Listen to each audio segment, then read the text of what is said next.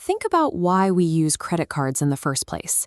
You get cash back on groceries, airline miles for your next vacation, built-in purchase protection for broken items, and a documented history that proves to future lenders you can actually handle money. But maybe the most practical advantage is security. If an identity thief gets a hold of your debit card number, they are draining your actual bank account. A credit card acts as a firewall. If a fraudulent charge pops up, you call the issuer, they remove it from your bill, and your real savings stay completely untouched. To get those benefits, you have to play by a specific set of rules. When you swipe that plastic, you aren't spending your own money. You are borrowing cash from a bank through a revolving credit account. The bank pays the store today, and you agree to pay the bank back later. This diagram represents your billing cycle. The moment a transaction goes through, you are placed on a 30-day clock.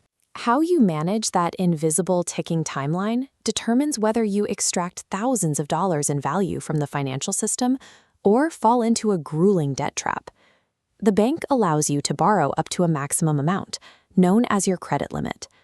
To keep your credit score healthy, the mathematical rule of thumb is to use 30% or less of available credit at any given time. At the end of the month, the issuer sends you a bill outlining two primary numbers: your outstanding balance, which is the total of everything you spent, and the minimum amount you need to pay to avoid a late fee. The time between making a purchase and the date that bill is due is known as the grace period. This animation shows the ideal outcome. If you pay back your entire outstanding balance before the grace period ends, that loan from the bank is absolutely free. You owe zero interest.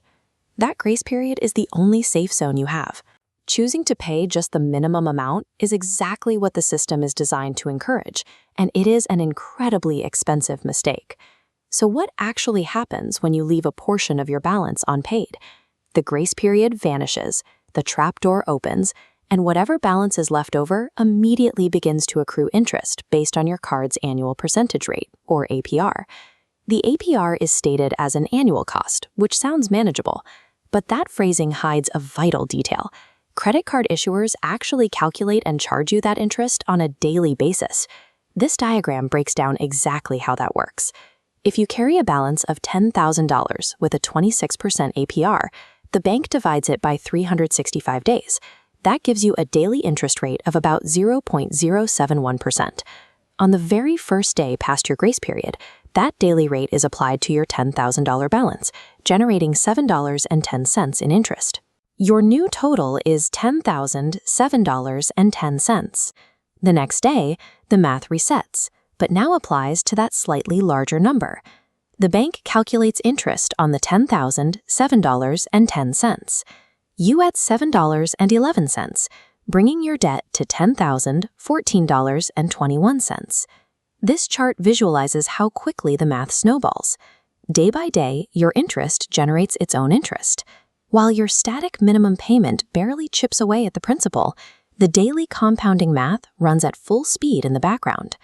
Our brains aren't wired to comprehend invisible, compounding daily growth. That blind spot is how a manageable purchase quietly spirals into an overwhelming financial burden. This graphic illustrates the paradox of credit card rewards. Earning 2% cash back or a handful of airline miles is mathematically wiped out the exact second you carry a balance and trigger a 26% compounding interest rate. It will always cost you more to hold the debt than you'll ever earn in perks. If you are currently caught in that cycle, the immediate emergency response is simple: stop the bleeding, reduce your spending, and do not charge another single item to that card. Then you have to pause the math. Look into balance transfer cards that offer a 0% introductory APR, or explore a fixed personal loan. Both options can effectively freeze that daily exponential growth while you pay down the principal. But if you want to avoid the trap altogether, there is only one rule you need to follow. Never charge more to a credit card than you know for a fact you can pay back in full at the end of the month. Stick to that rule, and the monthly timeline resets. Your interest stays permanently at zero, and you successfully flip the script, using the bank's own machine to get free security and rewards without paying a dime for the privilege.